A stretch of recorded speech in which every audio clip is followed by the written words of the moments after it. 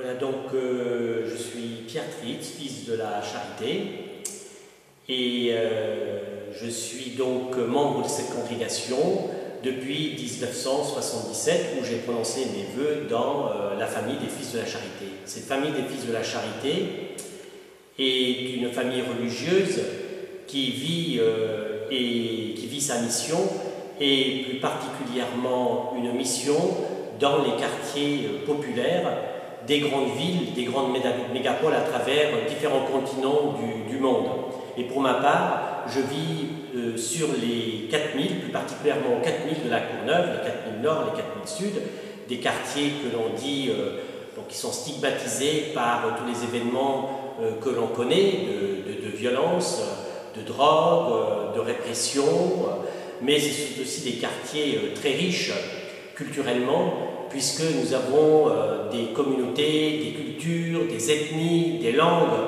de très nombreux pays à travers le monde. Et dans ma communauté chrétienne,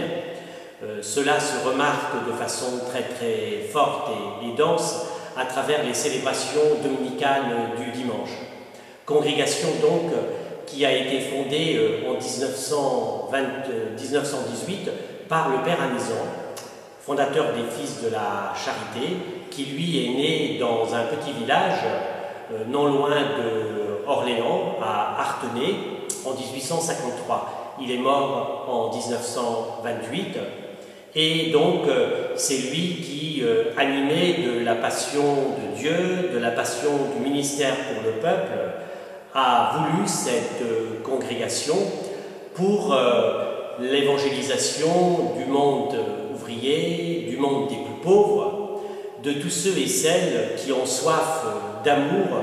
et qui ont soif de ce Dieu charité. Le titre même de Fils de la Charité, ce n'est pas la charité que l'on peut faire, mais plus particulièrement cette charité qui nous vient de Dieu, et notre fondateur nous dit que Jésus-Christ a été le premier Fils de la Charité. Bonjour, je m'appelle Rita Toth, je suis hongroise et actuellement je suis venue en France pour vivre un voyage européen de la paix avec le Père Pierre Tritz. C'est un voyage qui est composé de plusieurs nationalités. Cette fois-ci, il y avait des Tchèques, des Hongrois et des Français. Et je pense que c'est une très bonne occasion de connaître d'autres cultures, d'autres peuples et de s'ouvrir vers l'autre avec un majuscule, de comprendre pourquoi on se comporte de telle ou telle façon, de comprendre certains gestes, et c'est une chose très importante pour arriver à la paix qui est le but principal de ce voyage. Donc un voyage de la paix qui se compose des visites dans des lieux de guerre, de souffrance, mais également de lieux de paix et de sérénité. Je pense notamment à la maison de Robert Schuman à Sichazel qu'on a vu il y a 2 jours, qui était très marquant pour moi parce que c'était vraiment une maison très simple, très calme, où on pouvait vraiment sentir cette paix à laquelle on veut arriver dans le monde d'aujourd'hui. Et malheureusement, le monde dans lequel on vit, c'est pas un terrain très favorable à la paix. Je pense que c'est pour nous jeunes d'aider notre pays, notre population, d'arriver à un monde plus paisible, notamment en montrant un bon exemple et en lui redonnant tout ce qu'on a reçu pendant ces 10 jours en France.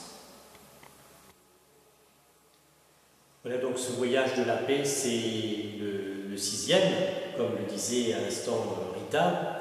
Et pourquoi donc ces voyages de la paix? Tout d'abord, notre fondateur, le Père Anizan, a été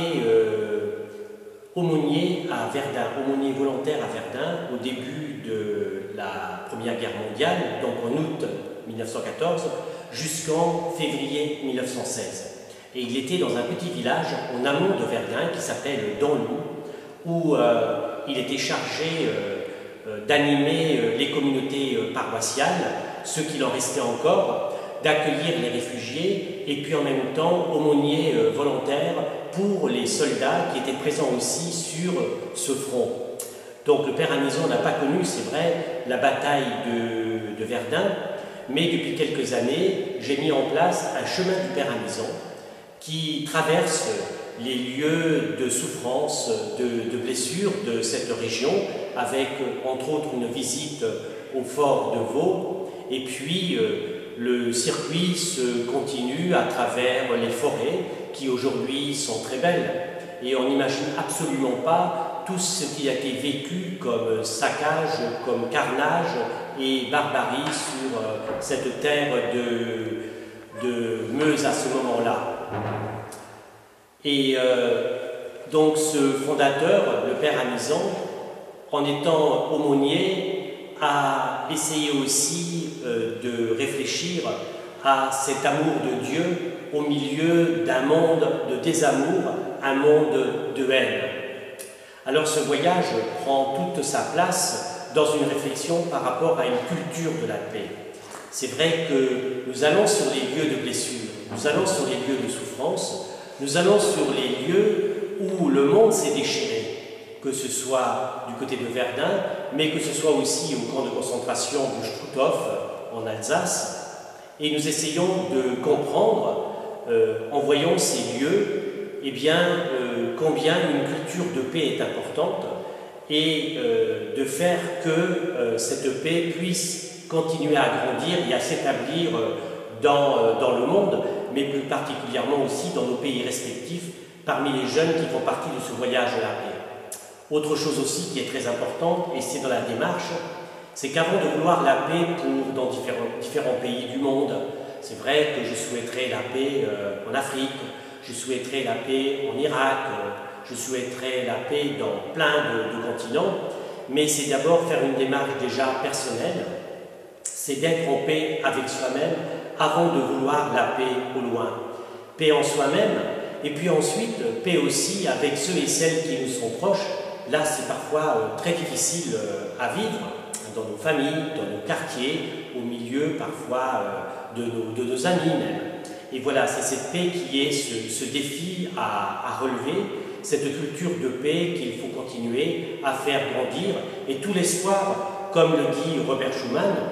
repose sur ces jeunes qui ont fait ce voyage de la paix ces jours-ci, en disant que l'avenir de l'Europe, eh bien c'est eux qui vont construire cette Europe de paix. Et quoi de plus important que de se connaître les uns des autres à travers des cultures, à travers des histoires, à travers des langues,